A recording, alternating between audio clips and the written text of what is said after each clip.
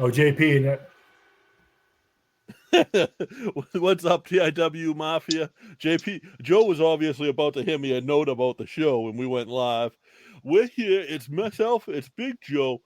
It is what I like to call him an independent pro wrestling standout because he is one of the best out there. If you don't know who he is, and he's pretty much a rookie. I don't want to say that out of school, but it is my good friend Spencer Slade. Hey, what's up, everyone? I'm excited to welcome, be on this Spencer. show. Can't wait, and let's get the show going, baby. So now, Joe, what was it you were about to say? Let's just get right to that. I mean, I was about to say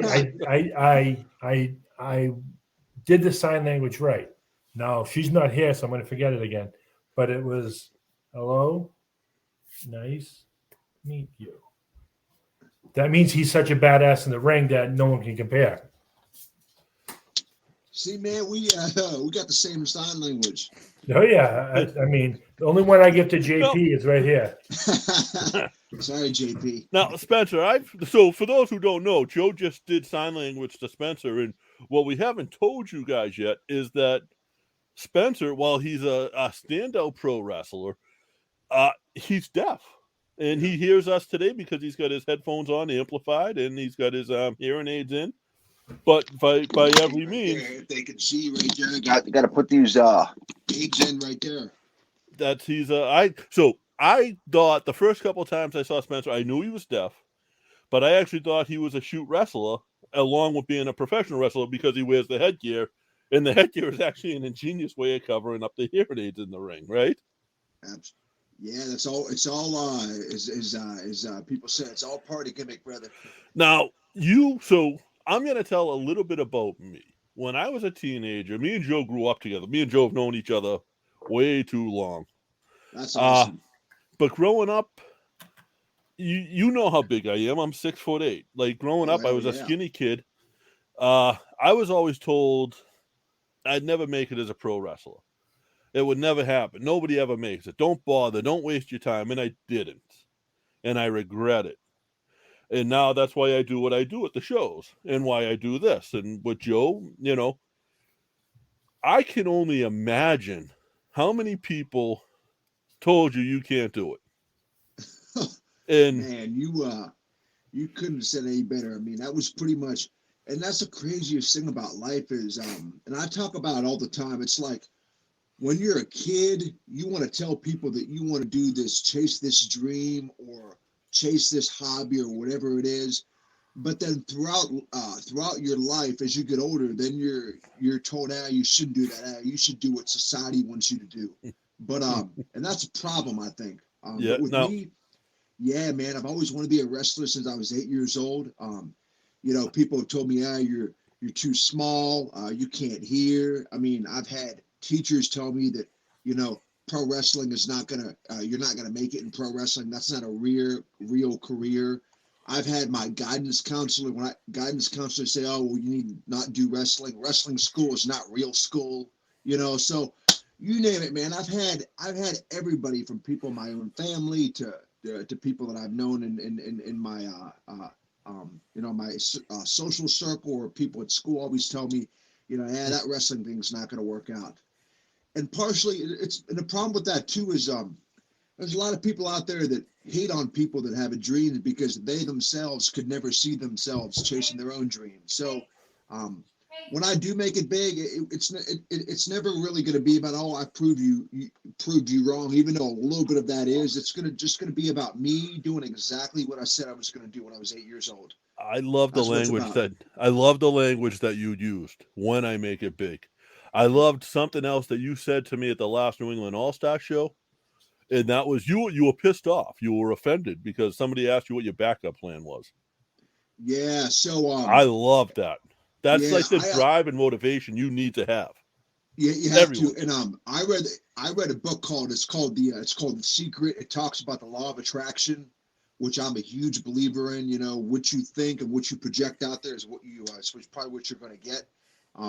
I see it in everyday life. You got people that say, "I wish this" or "I hope this." No, those two words don't exist in my vocabulary. I'm just so confident in me. I've known what I had to go through to chase my dream. I know how hard I've had to protect it, so there's nothing stopping me but myself. And I don't have a backup plan. Like I said, I'm going balls to the walls to chase my dream. And that's the mentality you have to have, because once you start having a backup plan, then that's when you've already told yourself, hey, I'm not going to make Right. it.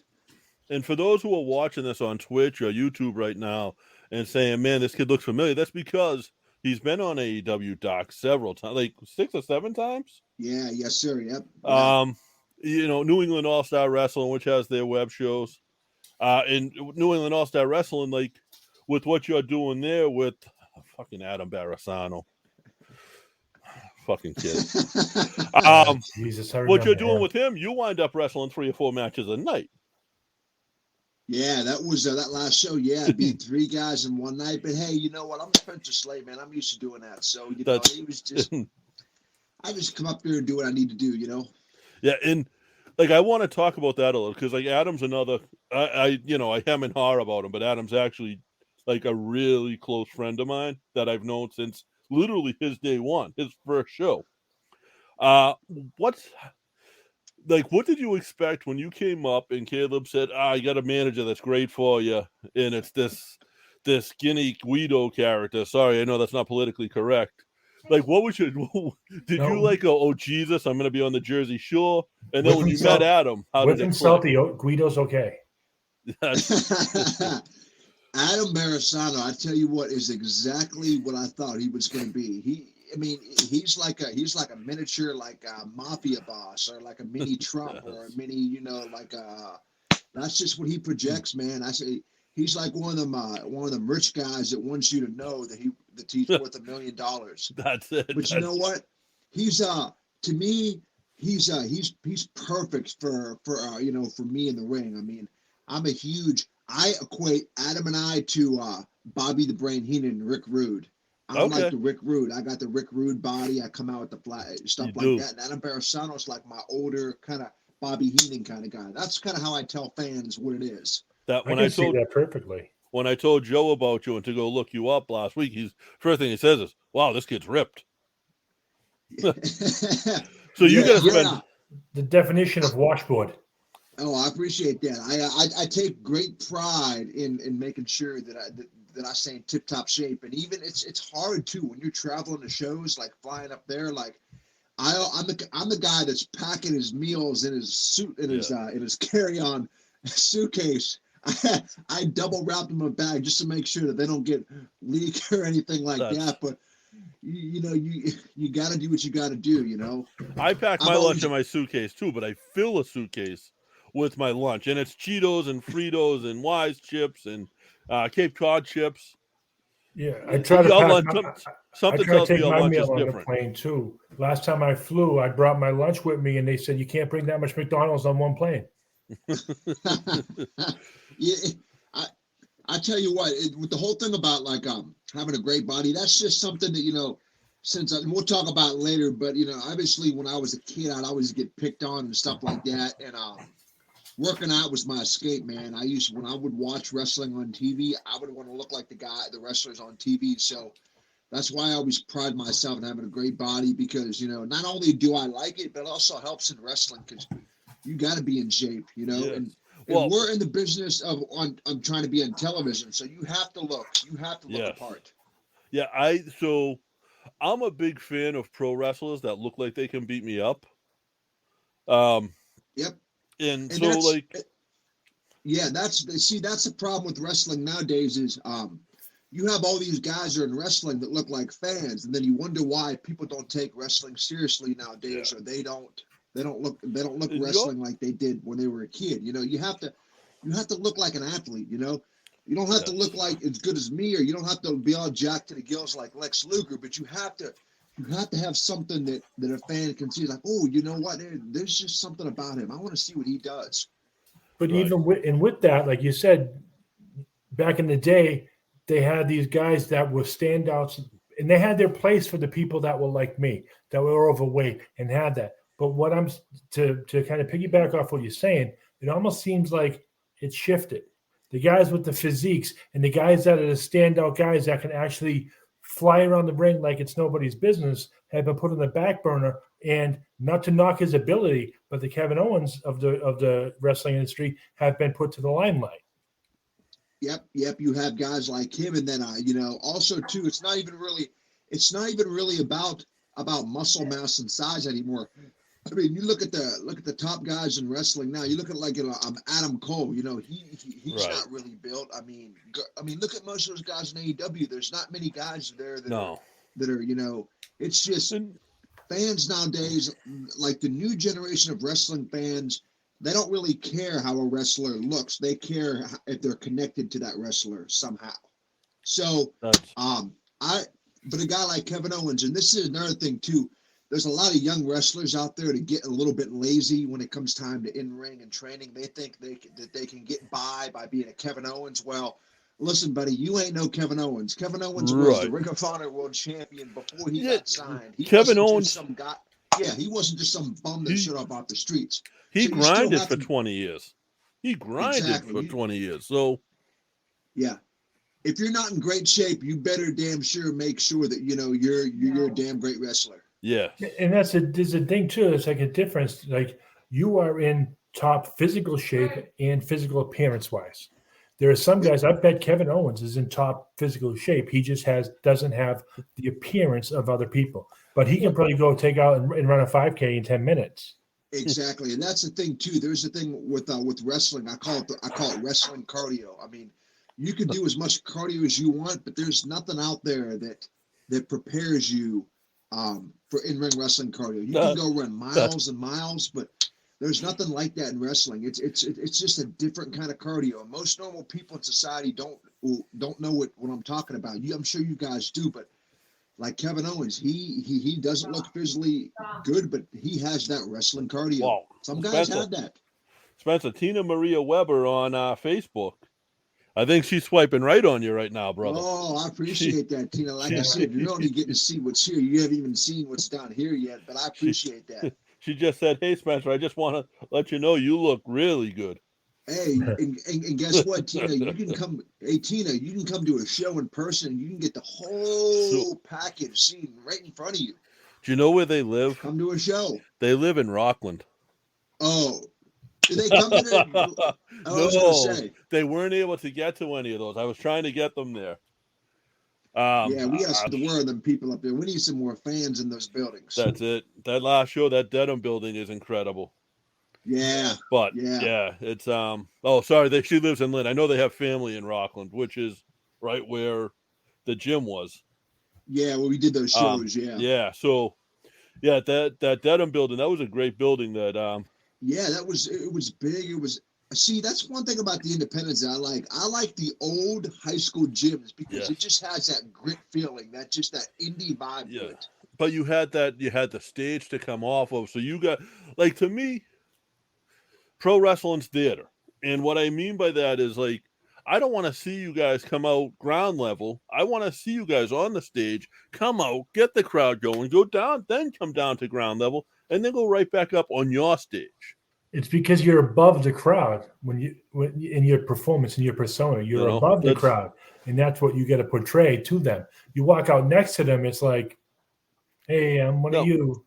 Now, for people that aren't in the Boston area, and obviously for people that are in the Massachusetts, New England area, you're a mainstay for New England All-Star Wrestling.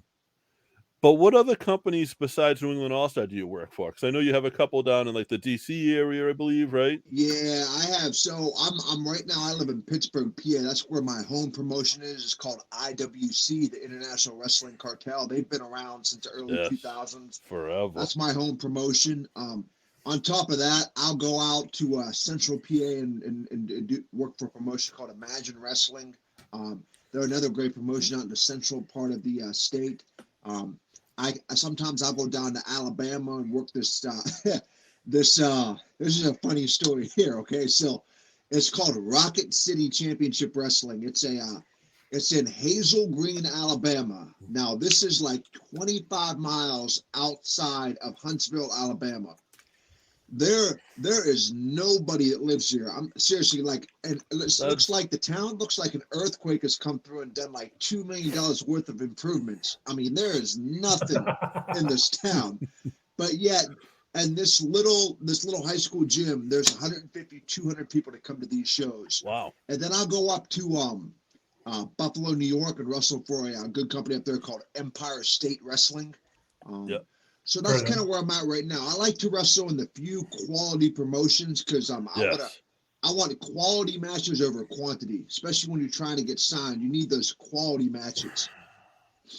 I'll have to get you with I don't know if you're familiar with like any of the old Chikara guys when Chikara was a thing, like the Ants. Actually, you know what? My debut match back in I had the posters up here, but August of 2019 when I had my first match, we did a joint show with Chikara. They did like a 2 p.m. show before, and then we had our show 7 o'clock that night. But I'm very familiar with Chikara. They're personally not my style of wrestling because they have all those gimmicks and all those masks. But I mean, they had a demand. I mean, yeah. A lot of people know about Chikara. Green Ant, who is he's one of the masked guys, but he's a wrestler. He's just happens to be a wrestling ant. Yeah. Is a pretty good friend. So yeah. And I know he's still doing a little bit. Do they still run shows? Because I haven't heard of Chikara in a while. So Chikara fell victim to the Me Too. Oh, so like because I know something happened to Quackenbush. Yeah, that they all like revolted on him. Okay, so then even a promotion had to go too. Yeah. Wow. There was another one that came out of it, Camp Leapfrog, which the same thing happened to that. With one of the promoters. It's like a lot of, even beyond the Me Too movement thing, but a lot of wrestling promotions suffered a lot from the pandemic, or like independent promotions. Yeah, it's really hard to bounce back when you're not a multi-conglomerate like the WWE or AEW, So that's why I try to tell people, try to support independent wrestling, because the only way they can run shows is if the fans come. Yeah, the WWE doesn't rely on our money. WWE's relying on its advertising. And think about it. This is the thing about the WWE, and I'm not knocking them because that's what I'm trying to get employed by. But they don't want if they wanted your money that bad, then they would focus on trying to put together like NXT style in-ring matches, trying to put on the best match because fans want to go and watch good in-ring wrestling. But it's the complete opposite now. They rely solely on the entertainment and the money they get from all the countries and the deals, to where they're actually trying to show the least amount of wrestling they can get by off of. The soap opera of it. Right. NXT is pro wrestling. WWE is a TV show. Exactly. And AEW is a comedy. Yeah, exactly. And I like that. Like I'm a fan of Orange Cassidy. Yeah, he's good. Yeah. I'm a fan of that stuff in its place and done right. And I think Orange Cassidy is one of the only people right now that sort of does that right. Yeah. It's like the fans can never really get tired of him. Right. Exactly. That's what it is. That's key. And I can tell you, like knowing a little bit about a little bit, if they do get sick of Orange Cassidy, there's another character in him. Yeah. Oh, No, he's one of the only guys out there now that will come out match after match with the same thing, and it basically he'll put on the same match, but it gets eaten up every time. He just did it with Adam Cole last night. Yeah, with any other wrestler, they come out and do the same shtick every night. They're done. What do you watch? What do you watch, Spencer, for current wrestling?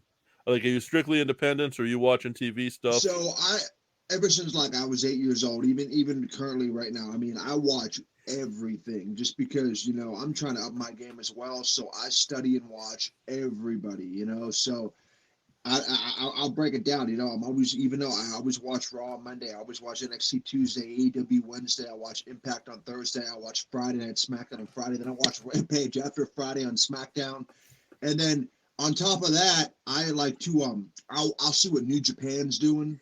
Yeah. But other than that, I obviously have Peacock, so I'll go back and watch matches of guys I like to study, like Kurt Angle or Randy Orton, but I'm a big filmaholic. Literally, I watch like 5 to 10 matches a day. Wow. Who's your all-time? I'll stay up till like 2 a.m. every night and just binge watch matches, whether it's YouTube, Peacock. Who's your I'm all-time obsessed with favorite? wrestling. It's my life, you know. No, absolutely, and that's what you want to be your life. Is Kurt Exactly. Angle you said Kurt Angle there? Is he the greatest to you? You know what? It's a tie between me. There's a tie between Kurt Angle and Randy Orton. Those are just my two guys, my two idols. I thought you were going to say it was a tie between Kurt Angle and you. Well, hey, I think very highly of myself, but I need to be doing what I'm doing now on TV so people can see, you know, that I'm doing well. Listen, Kurt Angle, I know. Kurt Angle is a guy that I kind of sometimes will model my style after. But a lot of people say Randy Orton just because they think I kind of look like him a little bit, which I can see. Well, Randy Orton does a lot of you do a lot of, quick moves. In other words, you're not moving quick. You're moving at the speed you're supposed to move, but you hit quick moves. You don't do exaggerated holds and things like that a lot of the times. And that's very much, to me, Randy Orton style. Yeah. Yeah, I watch Randy Orton's he was my idol as a kid. He was my favorite wrestler of all time. So he's a guy that I watch all the time. And then I also study the old guys too. I'll go back and watch Bret Hart, anything Mr. Perfect. So Joe, he's calling the guys we grew up on. I like to watch. He's calling the guys we grew up on the old guys. You notice that? You know what though? That's fair. That's the guys me and Joe grew up on. Me and Joe grew up on Bret Hart. Yeah, I mean, look it up. Mr. Perfect, Rick Rude. You look at Bret Hart and Mr. Perfect, man. That match they had at SummerSlam. I mean, people always people don't realize, man. Bret Hart, dude, he was so smart in the ring. Everything. As a matter of fact, it was I watched Bret Hart versus Stone Cold. They had that match at WrestleMania 13, and also the even match I loved the most was at the Survivor Series '96 in MSG. They wrestled for almost 30 minutes, and to me, that's what wrestling is, man. Two badass guys going in there, putting holds on, trying to, that's what it is. Now, Bobby D is asking, what do you think about the WWE, the wrestlers getting let go from the WWE, and have you been friends with any of them? Unfortunately, it's just the nature of the beast. People are gonna come and go. Right. I can't really comment on that because I don't really know much of the people. Yeah, I don't absolutely. really know what the situation is. I hope they can, find some other place to wrestle. So I'm watching guys like Anthony Green, who's almost making more of a name for himself now than he did when he was under contract. Actually, Anthony Green, I don't know if Caleb told you, but him and I were supposed to wrestle on that show, the 18th, that Caleb was going to run. Me and AG. Oh, really? And I talked. I know AG pretty well because he's done a couple IWC shows, and And I first met him as I was trained to be a wrestler. So I know AG pretty well. There's a guy too. I mean, I personally think and I told AG this too, but I personally think that he wouldn't have gotten released. I think if he would have had just a little bit of a better physique. That's it. Yeah, not knocking him. I think if he just had a little bit of a better physique, he would have. He got knocked into that 205 live, and because he's one of the best in-ring wrestlers out there, man. It's just, and they had the other guy from Boston too, Carmelo Hayes. I know he's from that area too. There's a guy that didn't get cut, and look at him; he's killing it right now. I never met him personally, but I'm a fan. Is that right? I'd love to lock up with. You never met him when he was up here? I know because remember I started wrestling a little bit before the pandemic hit. So I never came up to Boston until that first show in May. Okay. Yeah, he seems like a good dude, is he? Yes. Yeah. Humble, good dude, great attitude, stuff like that. Yeah, he started training with he obviously he went on to Chaotic to get his finish work done, but he started training with Bo Douglas. I don't know if you're familiar with Bo. That's where Alec Price trains, and a couple of the other kids that Caleb's used in the past. So he's got good solid training. Just a nice kid too, very humble, and so a lot like AG. Him and AG were good friends. So and with Carmelo, he's going to have a fan following for a while because everything I've seen of him outside the ring, but inside the arena, is all about the fans, high-fiving the young kids, signing autographs, taking pictures. He was all about that in the indie scene. Yeah. And that's going to, in 10 years, that's going to parlay. In 20 years, they're going to have them guys going to be bringing their kids to see him. Yeah, and that's the most important thing is, even me personally, I'm a heel. Even though I really am really a heel and heel in the ring because that's who I feel. I'll tell you how I really feel because I'm just a gritty, intense, competitive guy. But if I ever see my fans, they're always number one to me because if you don't have any fans, then how are people going to know who you are? How are people going to want to care what you do? You want to hear the I can't wait for the Spencer Slade match. What's your do you?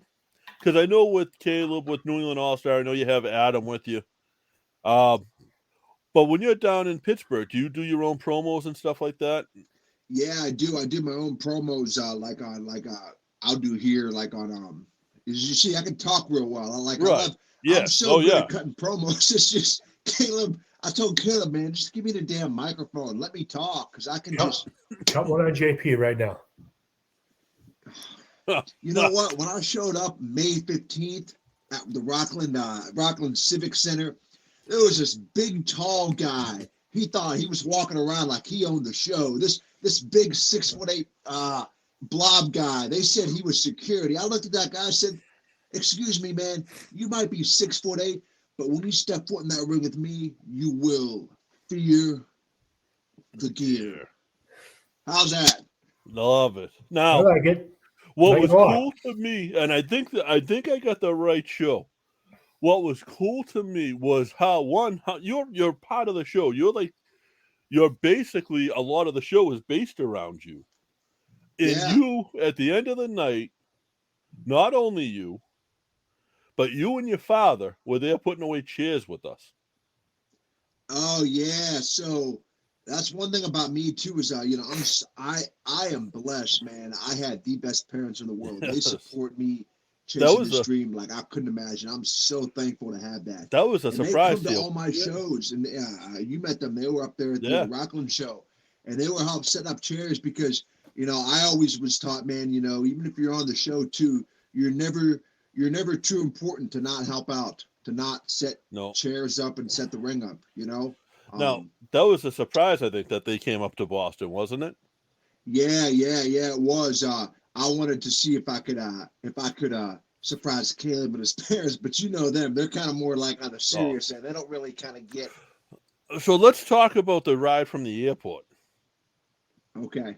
How was the ride from the airport to the venue? All right, so you guys know Caleb's dad classic, right? All right. So the first time he picked me up was the show that I did with Pillman in May, and then he's picked me up ever since. But this guy, honest to God, he could probably be like a NASCAR driver. He's like 4 feet tall. Oh, I know, and I didn't know up here in Massachusetts that people drive like maniacs or just drive, They drive like assholes. Well, there you go. Yeah, down here in PA, people are respectful. They stop and let you go. But he was swerving in and out, going through like a route, like, oh my God, he was going like 80, turning in like a 60. I mean, he basically got us to the airport to Rockland in like 20-25 minutes. And that's a good 45-minute trip for people who don't know. Yeah. And I was like, I appreciate you getting me to point A to point B as quickly as possible, but you damn near got me killed at least twice. Yeah, I've been in the car with Classic driving once or twice. Twice? He only tried to kill you twice? You're a rookie.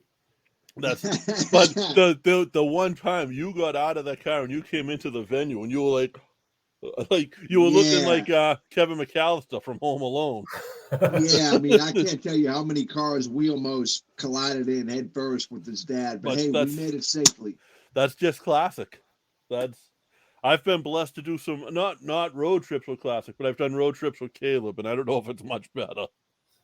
Oh yeah. It was a Caleb I was driving with Caleb to the show down in Kingston, right?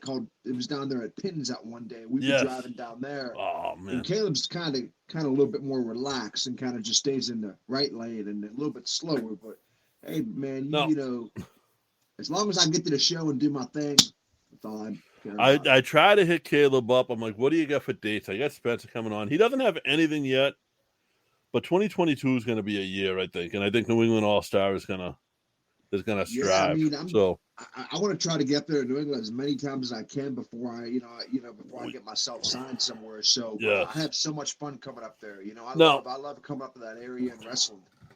Now I know your main goal obviously is WWE, but like where you've done AEW Dark, how do you feel about that? Yeah, you know, I've done. That's a crazy thing too, and I don't want to come off like I'm bashing companies, but you know, me, I give you my honest opinion. I try to tell it like it is. Yeah. I mean, I've done, you know, 6-7 matches for AEW. You know, I've showed them what I can do. I've been able to hit moves and stuff, and it's just like, you know, I've got a better body than almost everybody there, probably besides Brian Cage, you know, because he's obviously jacked to the gills, but. It's like I got a character, I got a backstory. I mean, it's just like, what else do you want from me, man? Like, and I'm seeing some of the people they're signing, and I'm like, you're signing him. Now I understand you're signing him because he came from NXT, but it's like hello, like I'm here, like, you know, what else do I got to do? I mean, they never really gave me an answer. They said there's no contracts available, which is fine. That's fine, but I'm the kind of guy. I'm not gonna sit around and wait. I'm gonna try to go somewhere else because I want to get to where I need to be, you know. Would you be open to jumping to Japan? Oh my God, dude, that's a goal of me, Japan. I'm trying to figure out how or how to contact somebody over there because I don't know what it's like to get over to Japan being a guy from the States, but that's a bucket list goal, man. If I could go to Japan, dude, that would be a dream come true. I'm trying to think of who's been over there. But that's definitely it's hard. It's hard as an American wrestler to get over to Japan unless you go through the old boy network, right? And it's such it's such a good place to prove yourself because it really is still very much real there. Yeah, like the New Japan style of wrestling is what I personally think I would fit the best at, because that's just kind of what I like. But you never say never, man. If New Japan came before WWE, I would take New Japan just because I want to be where I want to be as soon as possible, you know? Now, was there a particular moment in time as a kid that made you say, this is what I'm going to do? I know you said like since you were like 8 years old. Yep, it was actually, so it's funny is the first match or the first show that the first match the first time I've ever watched wrestling was when what was it? It was Unforgiven. It was in Hershey where I lived. It was Unforgiven. I think 2000 and I can't believe 2003. It was the pay-per-view that Randy Orton wrestled Shawn Michaels and Triple H wrestled Goldberg. I think. Okay. Was that Unforgiven? That was like the first. Because my dad had gotten a pay-per-view, and that was the first time I've ever seen wrestling. I was like 7 or 8 at the time. And I was hooked ever since. And then I remember we watched WrestleMania 19, Kurt Angle versus Brock Lesnar. And then when I seen that was it for me. I said, that's what I'm doing, man. I want to look like those guys. I want to wrestle like that. And I want to do whatever they're doing whatever that is, that's what I want to do. And I've been obsessed and hooked on wrestling since that day. I'm so mad at you right now. So you have those abs and you live in fucking Hershey?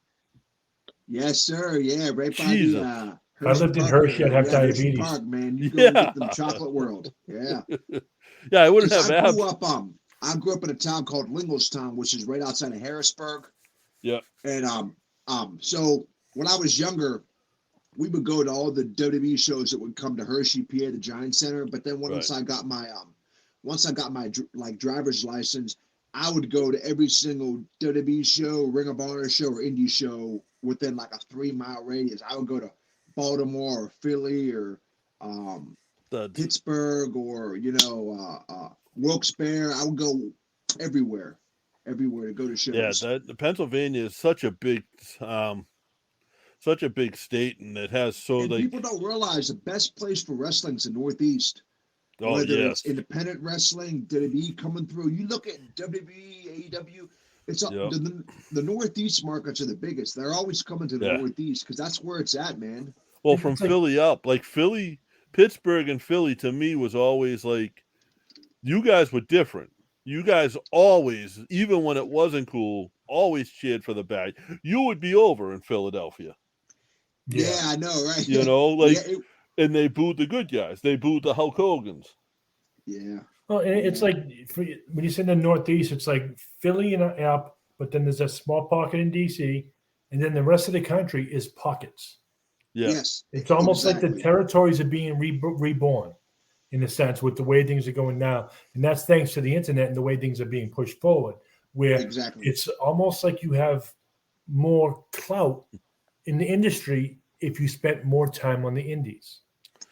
No, exactly. And like me, you know, unless if, you know, my dad's not Ric Flair or, you know, my mom's not Stephanie McMahon, so I don't have a job waiting for me in the wrestling business. So I have to grind on the independents to get there, you know. And this is another thing too. Like, I hate when the WWE when they sign all these athletes or these fitness models have zero wrestling experience. It's like, you know, look at how many people they've signed and done that. How many of those people actually make it out? Not that many, maybe a handful here or there. You have to love this business at the independent level if you want to do it. If you're going to pay somebody to train to be a wrestler, then you've already admitted they're just doing it for the money. So that's why I had that huge chip on my shoulder, because I kind of see how the business is changing, where they're looking more for athletes and models. And whereas me, I come from the independents. You know, I have that grit. I'm willing to drive 6 hours and lose money to get that wrestling experience. You know, those guys, those athletes, they're not willing to do that. And that's why, and you look at like AEW or WB, it's all indie guys that are the top guys. You know, it's all the independent guys that rise to the top, because the cream always rises to the top. So that's why me as an independent wrestler, or like us as indie guys, we had that chip on our shoulder, because we know where we start at the bottom to get there. It's like you go back to the style of wrestling where you're talking to your opponent right before. You're not going to have this script. Oh, here's your script for the next 6 months. Right. You know, it's right before. Hey, what's going on? Let's do this. Yeah, and also you look at the best. You look at the best in-ring wrestling, man, was the NXT Yellow brand, when they from like 2015 all the way up to the pandemic, man. Why? Because they had all indie guys. They were all killing it, man, having those killer matches. That's why NXT was so popular then, was because they were the best wrestling. Yeah. You know? And it's like WWE should start a show called Legacies, because that's what all the majority of the top people in there are now, or not even the top, but like you get mid card, but it's scattered with people like you were saying, someone's son or someone's daughter. And now you got like in that thing, you get Rock's daughter who started training. You know she's gonna get it, because all of a sudden then now they have the fourth generation wrestler, first time in WWE, and it's like instant contract. Yeah, and that's the thing. It's like, you know, just because you're a good-looking dude, or you're a great athlete, or you have a great body, that doesn't mean that you're going to be a great pro wrestler. You know, once again, we go back to the Kevin Owens thing. You know, you have to love this business. You have to watch it to succeed at it. You know. Yeah. My thing with that whole next in line thing that they're doing now is they can do it. That's fine. There's a place for it. But guess what? Those guys that are coming out of college basketball, college football, did you see those guys? How many of those guys actually look like pro wrestlers? Probably maybe none of them. They look like normal people. The one thing they're all going to need is someone to fucking carry them. Yeah. And they're going to become bodyguards. They're going to become the muscle. Man, if I'm you know me, man, I want to wrestle other independent guys, because we have that connection. Right. We know that we're going out there to steal the damn show, you know? No, it's not only that, but like, so I don't do this. I don't pull the fourth wall back. I don't expose wrestling. There's a conversation going on in the ring. You, with another independent wrestler, can have that conversation. Even with your communication, with your hearing, you can have that communication because of the way that conversation happens. Right. And these guys aren't going to be able to do that because they don't know that language. I don't know that. It's like, I'm not going to know pretend. That language. No, I'm not going to pretend to. I mean, you think about it, the guys that are coming from, you know, from the indies, man. It's like, we have already worked in front of crowds, small, big, large. We have all those reps. You know, the fans, we know what works and what doesn't work. And then when you get to the WWE or AEW, you already have all those match experiences. You already know what works and what doesn't work. When you have an athlete that's never been in front of a live crowd before, and then they wrestle their first matches ever on national television, no wonder why it looks so hokey and so cookie cutter, you know? Now, what type of, like, because I know you've done shows with some guys that are names, like guys that are from Ring of Honor and Impact and stuff that just I've seen. I know you've probably done with bigger than that. What type of feedback have you gotten from them? That's a great question. I've got nothing but positive feedback. I mean, it's and to me, that's a confirmation that, you know, my hard work's paying off, that I'm doing something right. I mean, for example, I wrestled a little over a year ago. I wrestled Brian Pillman Jr. That was awesome. He told me I was going to be a big star one day. He told me I actually helped carry him through the match. Yeah. Which I'll take that. I wrestled Big Cass, Cass XL this past year for we did a joint show with Northeast Wrestling. He's not really that tall, is he?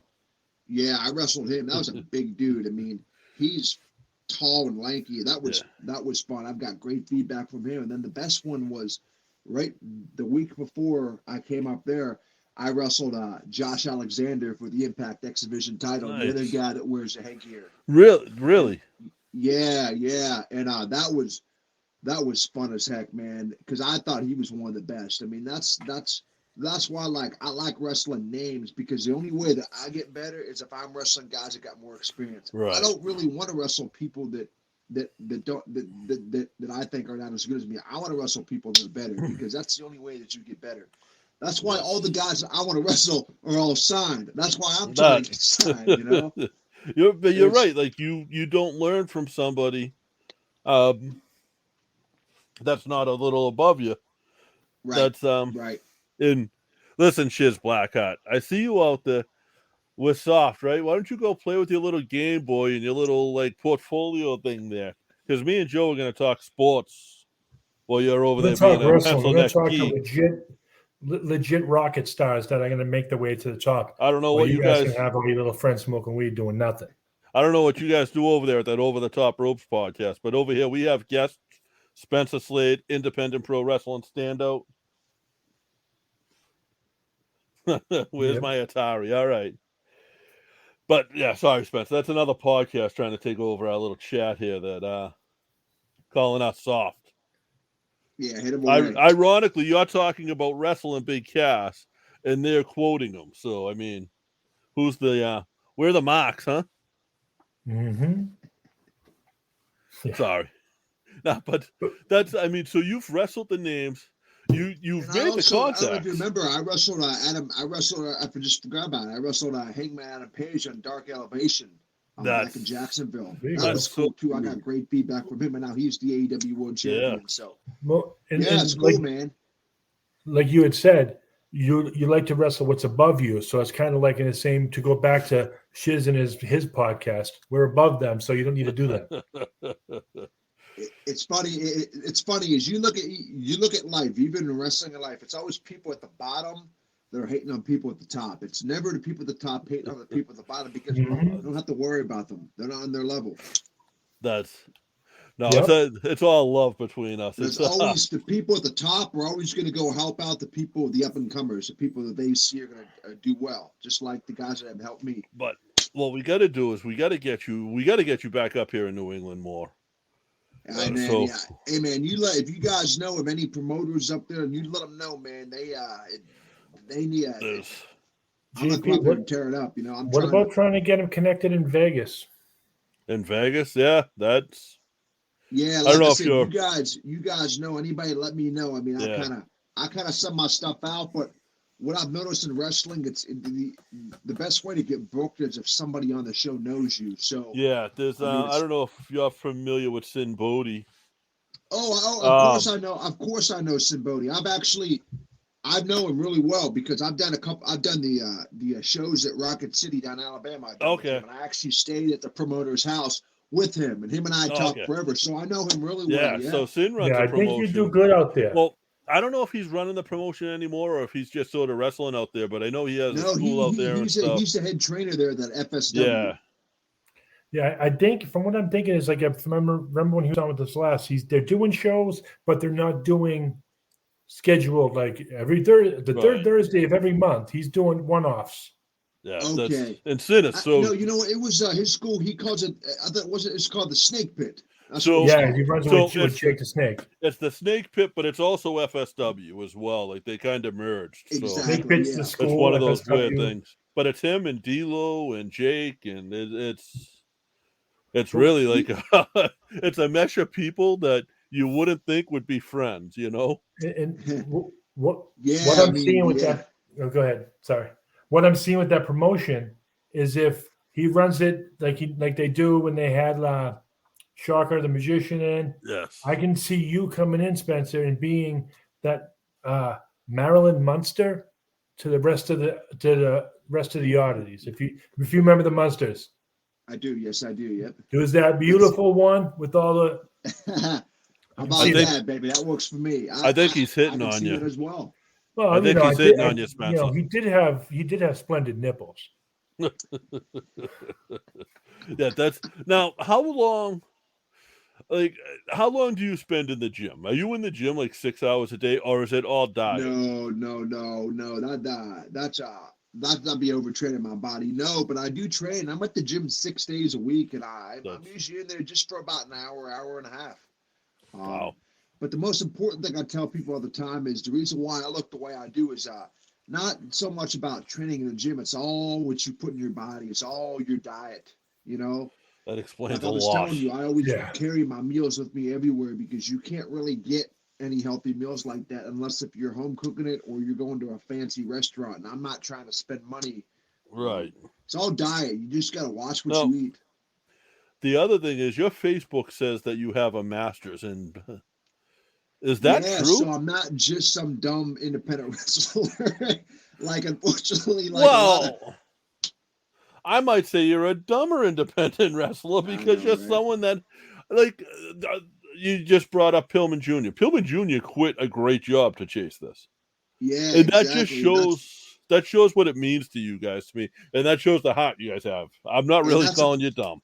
Yeah, I have. I've got my bachelor's and my master's degree. I was fortunate enough to get those two paid for through my football scholarship when I was still playing football in college. But I obviously don't put those degrees to use, you know. So I'm kind of like I'll work for my dad. I'll do some remodeling for houses and stuff with him during a part-time. But they're supportive of me. So I'm like I said, I don't have a backup plan. I'm going straight to. Yeah, and then also to those degrees for me, you know, they're good because if WWE or AEW, whomever, if they need somebody to go out in the community or speak, or I can tell them, hey, you know, I'm an educated person, I can do this and that, you know, just. And you touch a different community that they don't touch. Yeah, I hear you. You know what I mean? Like, I don't want to call you handicapped because I don't consider you handicapped in all honesty. But like, you touch that community, and they don't touch that. You know what I mean? No, that's why, you know, I think I could be a great advocate for their Special Olympics or their Make-A-Wish, because not that I have a terrible disability like that, but I used to be one of those kids like that, you know, who obviously was told, well, because you can't hear, you can't do this or that. And that's another good point, too, because even with wrestling, and I told you guys how, you know, wrestling saved my life when I was a kid because I was depressed and had suicidal thoughts, and wrestling was like my escape. But, you know, now that I'm a heel, so there's the baby face and the heel side of me. The baby face side, you know, I use my disability to inspire people. But then on the flip side, this is where it gets interesting. When I'm a heel, I use my hearing disability against the fans by saying, you know what? I didn't let my disability stop me from doing what I wanted to do. I don't have excuses like all you fans who sit there and you boo me because you wish you had my work ethic. That's the side that I use as a heel. So I can use my same story for whatever story what they want me to do. Were you upset when Stone Cold stole your gimmick? Yeah. Oh, Jesus. Sorry, I had to. We have Josh Richards, who Josh is a part of our show. Like he's been one of the hosts. He's very much family, The and he real just said Yeah. The real he, Yeti. he just said him and his son are watching, and he said educated workers are so needed. Yeah. That's That's another thing too. Like it's crazy. Like I didn't realize how many people that that I inspired through wrestling, because I never looked at my life or my journey as inspiring people. I was just focusing on me and just doing me. So it's pretty cool that people look at my story and can do something with their own life.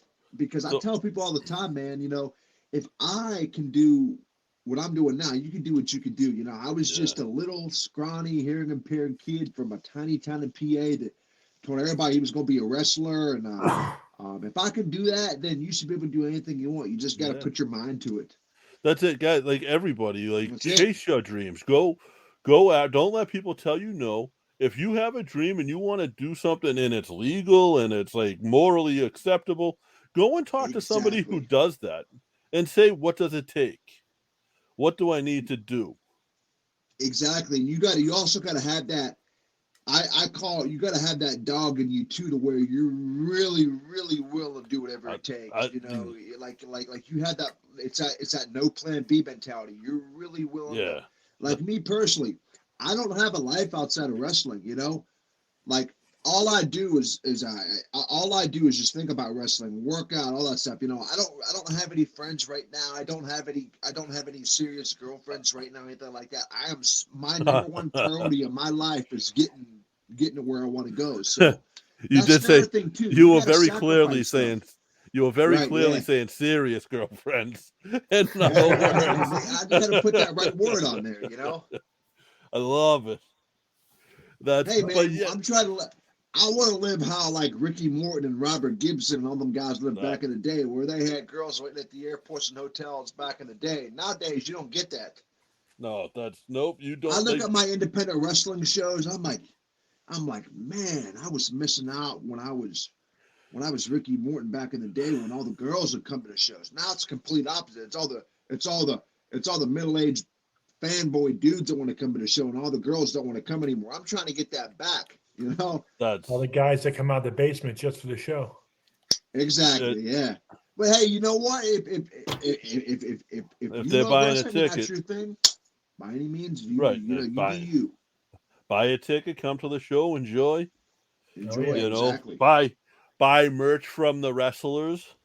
Yeah. If you I got, love. like I tell fans all the time, if buying merch, you don't realize, if you just buy one picture, one T-shirt, you don't realize how much that means to that wrestler. Like me personally, people that buy merch off me, I remember those people. So when I do make it big, I'm gonna remember, if I got an extra ticket to when we come to town, I can get them backstage. I'm gonna remember that guy. So you know what? You bought my shirt. Here you go. Come to the show. Yeah, Because I'm big on loyalty, man. I always remember the people that Absolutely. supported me. well, I'm not the IRS by any means, but a pro wrestler on an independent show doesn't make a whole lot of money. So sometimes Nope. buying that shirt doubles their payday, or it means that they can get a burger with their fries at the end of the night. Sometimes, Yeah, I mean, it helps me because I get paid $20 and a nice hot dog after a show. So that's all I get. Yeah, Hot dog and a hot handshake. dog and a handshake. That's it. Hot dog and a handshake, baby. But I wouldn't have it any other way, just because I'm trying to get those reps. Yeah, it's part of paying the I've talked to dues. other independent guys out there, and they're complaining about pay. I'm like, dude, if you're complaining about pay, you're never gonna make it. You have to seriously love this business, man. You have to love not making any money doing this, because you have to get those in-ring reps. Yeah, and I've talked to guys, and I'm sure you have too, that have said no to one of the biggest companies in the world because the starting salary, because some of them work real jobs that might pay more than what that would have been, and they can't give that up because they have families. That's not just them. Yeah, they would do it if it was just them.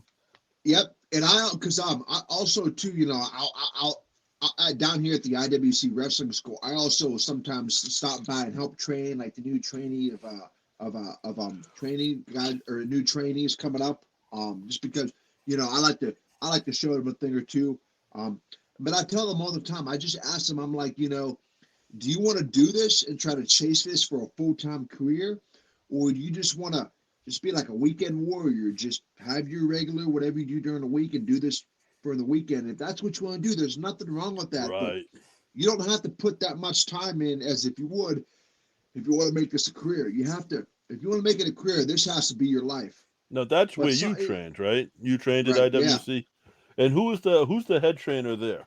So the head trainer down there is a guy that's been wrestling for a while down there in Indies. His name is Chris LaRusso.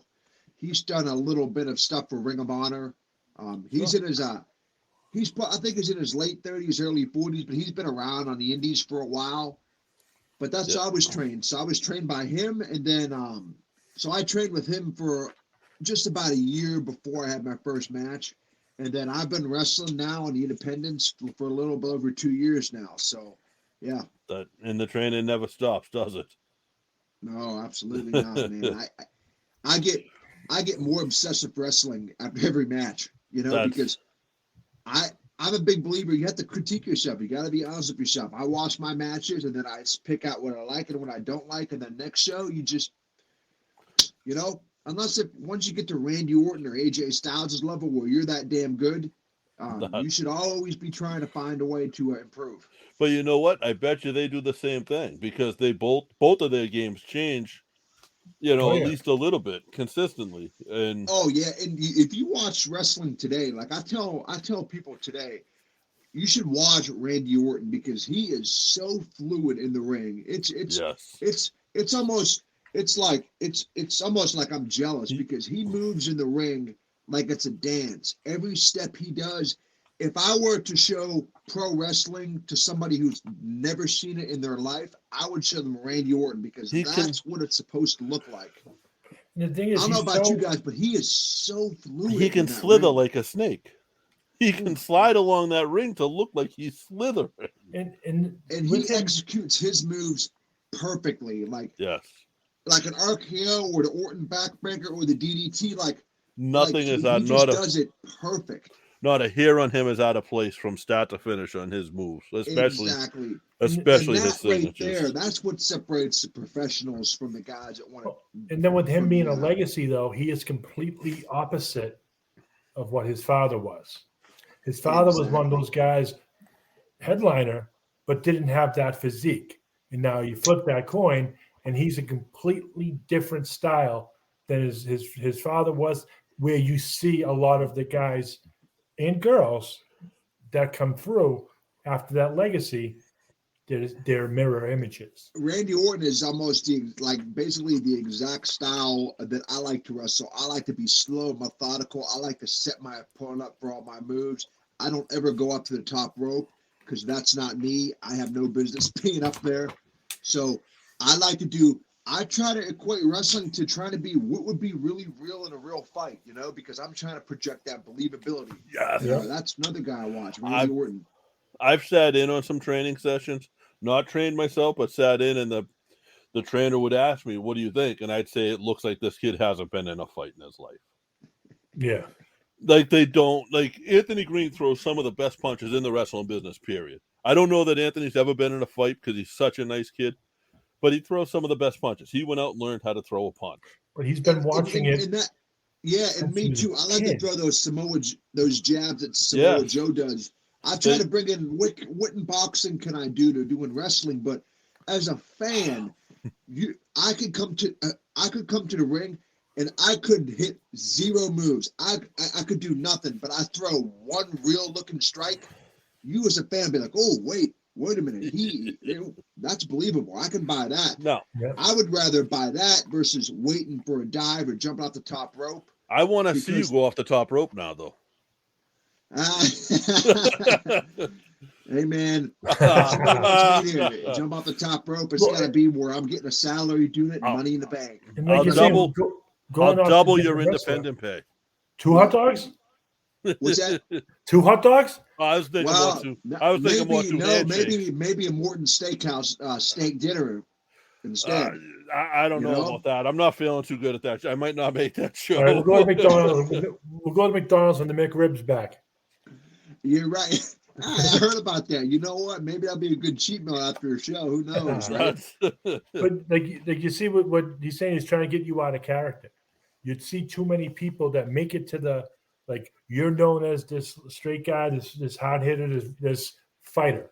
But then you see too many people like that make it to the WWE or make it to the TV, we'll say, and they're changed. They don't change.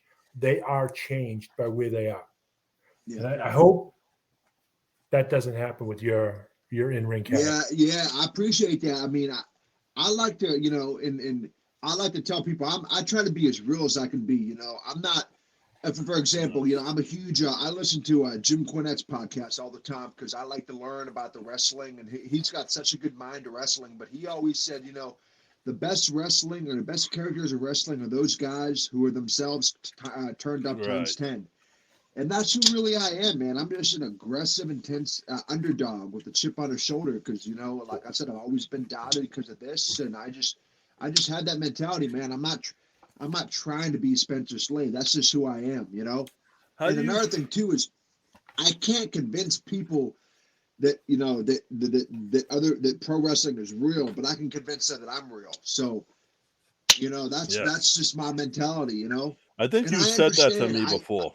I totally understand that pro wrestling is unfortunately it's like a circus because you have different genres, different characters, and if you want to be that comedy guy that comes out and dances and makes fun of himself, that's perfectly fine. But that's not me. I just can't buy into that, And some people like that, and there's nothing wrong with that. Like what Caleb's doing with you is. What's happening with you at New England All-Star Wrestling is, to me, it's awesome because I don't even know what story it's building up. I just know it's building a story. For those who don't know, like he pretty much has an open challenge out there, and he'll wrestle 3 or 4 guys in a couple of minutes each match. And what you also do is you don't destroy them. Right. You give them some, and then you kill them. Exactly. Because also too, I always protect the business. Like I'm the kind of guy who's never ever gonna expose wrestling or anything. But me being a heel, and you guys will know this because you guys are smart and you'll know what I'm talking about here. But me as a heel, I'm trying to think, how can I get people to boo the crap out of me? You know what? I'm gonna let my opponent get up on me a little bit so they can almost get that false hope behind them, and then bam, I'm gonna cut them off 1, 2, 3, and then now that's where the boos are gonna be all the way up here versus if he didn't have a chance to do anything, the boos would really only be here. I want the boos all the way up here the entire time. That's when you pull the great Valentine and the Macho Man and just sit there and gloat. Yeah, it's like exactly. I love that you do it like that because of that. And I look at those as another guy that listened to like a William Regal, like over in England in like the 70s or 80s, they would have like carnivals where wrestlers would invite open challenges to anybody who wants to come out and wrestle. That's kind of where it is with what I'm doing, New England All-Star Wrestling, because I'm trying to project that real believability. I don't want to come out and say, oh, I'm going to challenge somebody to a ladder match. No, like that's not what. That wouldn't be believable for me or for my what I'm trying to portray. Right. Now, because like what you do with the New England All-Star Wrestling, what's happening is basically you have this open challenge, and you'll get 3 or 4 guys to come out, and then you'll have, like last time it was Nico Silva, someone who's sort of climbing the ranks in the independent scene, come out and give you a real challenge, and like the end result is obviously going to be you in a huge match somewhere. Right. And that's the only way that can end. Right. I don't know who it's with. I don't know if it's with a TV star. I don't know, but that's the only way that can end. And I love, like, Caleb had such a mind for that, and the buildup of it is crazy. Caleb's got a great mind. I mean, and I just sit and talk wrestling with him, and as a promoter, I mean, his ideas, he's got great ideas. There's a lot of promoters out there that don't have great ideas. They just book matches and just say, okay, here, you two wrestle. But there's very few promoters that sit down and try to be like a Vince McMahon, where they try to create a storyline and try to build it up. Just because you're not the WWE doesn't mean you still can't do that on the independent level. You know, If you people want to still make want to money, be it's what you invested in should do. storylines, and you can still do it at the independent level. I don't think so. And what Caleb does, it's sort of his mentality. I don't know if he realizes it, but Caleb doesn't sell tickets to that show. Caleb is trying to sell tickets to the next show, and that's what a story does. You know, like the people that are there, you already have their money. Who cares? You want to get their money again and again. You should always be booking a show or selling a show in advance for the next show. Right. So let's say this show that you're on Saturday, the whole point of that show is to get people to come back the following month, because you want those fans to see the babyface get his revenge on the heel the next month or whatever. So if your show is built around TV guy A versus local guy B, you're going to sell some tickets, but your payroll is going to be outrageous. Yep. And you're not going to make the same money that a local wrestler who uses local stars, independent wrestlers, makes selling tickets to the next show. So exactly. And that's another thing too, you know, because we can always get into like promoters, but people don't realize how hard it is to promote and run a wrestling show. There's so many expenses. All they have to do now is post it on Facebook. What do you mean? Yeah. Well, and also too, with all these guys that are getting released too now, here's what people don't realize it. Luckily for me, I'm upcoming and I'm already starting to build a name for myself, but people that are just starting to wrestle now, they're going to have their spots taken. It's going to be a lot harder for younger guys, upcoming wrestlers, to get on shows now with all these names that got released, because you know the promoters are going to go after them to book their shows and sell their tickets around. So but that's why that will wane off a little bit though, because once that's done, then they go back to the indie versus indie, you know? Yeah, yes. Money and I kind of see that now. Like I tell promoters all the time, you don't always have to bring in a name, man. You could always roll with the young guys that you have. How do you expect your young guys to get better if you bring in 2 or 3 names and take their spot, you know? Right. The name, create the name. The name should be, to me, the name should be left for like the big, I don't want to call it like independent pay-per-views because that's not what it is, but the big blow-off shows. And you know what I mean by that. That's where the name comes in. And that's where the name is going to elevate your company, your wrestlers. Yep. You know, so Spencer, we've gone over an hour already, believe it or not.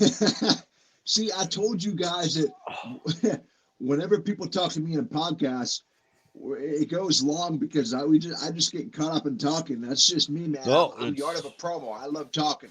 Where can people find you? Where can, like, if someone wants to look up a Spencer Slade match, do you have a match for them to look at? And where are you on social media? I'm so glad that you asked that question. Yeah, so you guys can catch me on Facebook at Spencer Slade. Send me a friend request. I'm very big on always answering fan mail and stuff like that. I love talking to fans. I try to post something every day.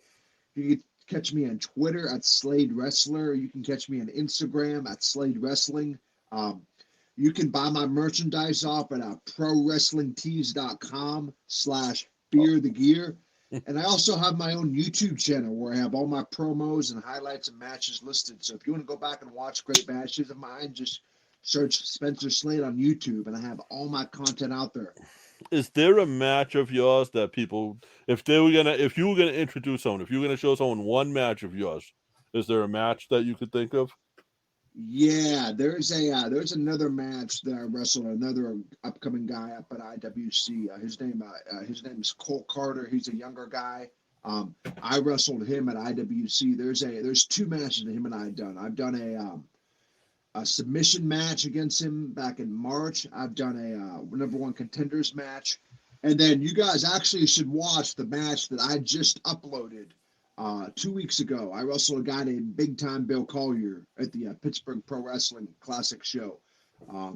That was one of my best matches. That would be a good match to watch. I'm trying to tell them which one to watch, but I can't decide because they all were pretty good. I'm gonna be honest with you. Check out the YouTube channel. That's right, baby. That's another thing too. As an independent wrestler, you know, you have to put yourself out there. You have to use social media and YouTube and put your stuff out there. You know, it's just the only way that you get exposure and that buzz. Spencer, the next time you're up here, we'll have a studio for this. And I want to get you and Adam in the studio together. Dude, Oh, yes, please. You know what? Well, you better tell Caleb then to start booking some damn dates because I'm losing my patience. I want to get back up there and wrestle again. So you're saying if Caleb doesn't book a show, you're going to kick his ass? Well, I'm absolutely, because I came up there and was killing it and had something going great. He needs to be doing whatever he needs to do to get back to running shows. So Caleb, you guys need to get on his ass too. Tell Caleb, look, man. He said he's even willing to take another ride with Classic, Caleb. You got to book a show. He better book a show, man. Caleb, look. I like Caleb's got, in my opinion, I've seen independent wrestling. He's probably got one of the most professionally done shows. He's got the camera. He's got real rope. How many independent shows use real rope besides the WWE? He's got a professional ring, a great canvas, and has his logo in the middle like the Ring of Honor ring. Yes. He's got everything to run a successful promotion. He's just got to find a way to just get more people in the building. That's it. Yeah, me and Caleb came up with the same company, and that's very much how they were. And then Caleb has a production mindset too. So yeah, I mean, I was blown away by. Yeah, I was blown. He's got his own gorilla position in the back. He's got his monitors. He's like the Vince McMahon in the back. Yep. Yeah, but Spencer, man, thank you. You are a friend, and we're gonna do this again and again and again. Yeah, we need and part again. two. And when you get signed, we'll do it again. Yeah, we'll do it again and again before that. When I get signed, I will. You guys know me. When I get signed, I will always forever be the same person that you're talking to right now. No, I'll do whatever I can to get you backstage, send you merch, because, like I said, I appreciate you guys' support. Now, I can't wait to get back up there and see you guys at the next show that Caleb does. Yes. So hopefully that'll be soon. We will drag Joe to one of the shows finally. So yeah, Spencer, I'll definitely be able to make it. Spencer, thank you. Awesome. Thank you so much, Spencer. No problem. Thank you guys for having me. You guys have a great holiday. You as well. You too, Spencer. And tell your parents I said Merry Christmas. Will do. Take care. All right. Bye. We'll see you next Thursday. And he's